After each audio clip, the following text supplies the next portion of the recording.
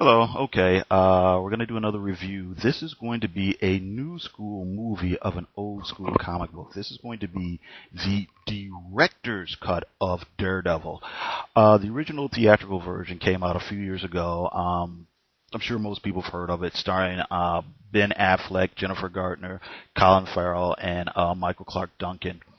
When it came out, I remember seeing it at the theater, and I just thought it was okay. I think I liked it a little bit better than my friends and coworkers who saw it.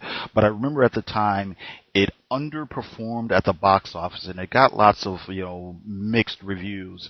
I'm going to review the director's cut because it's a lot different. It almost feels like a completely different movie. First and foremost, there is like 20 to 30 minutes of plot that they cut out of the theatrical version, and all these other scenes make all the difference in the world to me.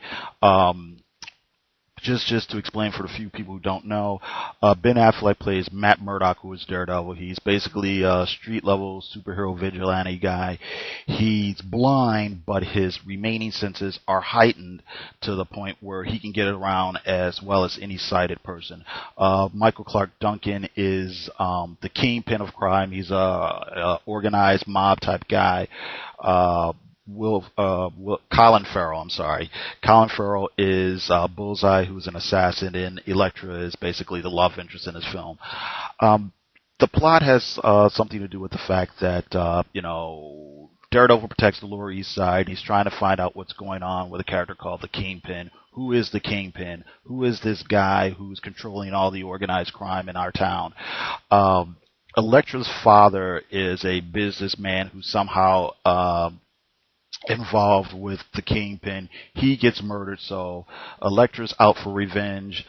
Matt Murdock is trying to bring out the bad guy, and Colin Farrell is, of course, the hitman who comes in to bring down the two of them. What's different about this version of the film is, well, for one thing, some of the sequences of the scenes are in different order, and that makes the flow of the story a lot stronger. The narrative flow is how do I want to say this? As far as going from point A to point B to point C, it's a stronger story. And then, like I said, the plot bits are stronger. There's a subplot going on that has to do with somebody being framed for murder and so on and so forth. Matt Murdock is this person's defense lawyer, so he's trying to get to the truth of the matter. As Matt Murdock does his investigations, you find out how this person is linked to all these other characters who are ultimately linked to the Kingpin. And like I said, it just makes all the difference in the world. You find out why Matt's doing one thing at this point and how he moves them to this point, how that's connected to this person was connected to another person. It just makes all the difference in the world.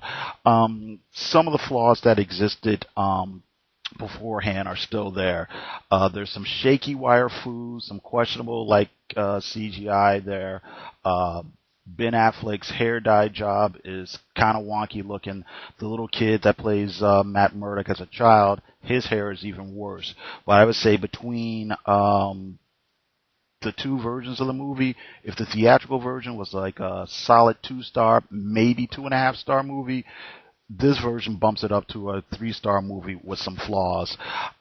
If you read, or I should say listen to the director's commentary, there's some interesting stuff about why they had to change certain things.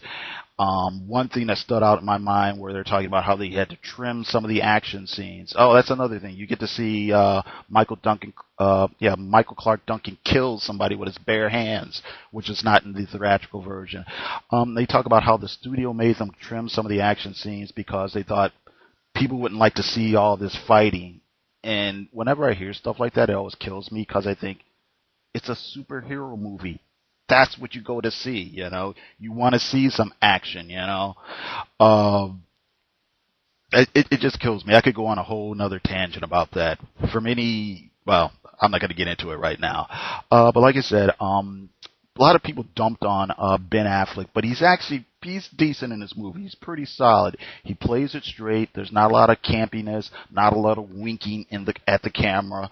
Ben Affleck is solid. I think what happened when this movie came out is that Ben had put out a couple movies that were flops, and then he was in the news all the time because of his relationship with Jennifer Lopez. And I think a lot of people just got burnt out on Ben Affleck, but this is actually, he's not bad at this at all. A lot of this movie, a lot of plot is very, very clearly based on, like I said, old school Marvel comics. It's based on Frank Miller's work on Daredevil in the early 80s and in the mid 80s.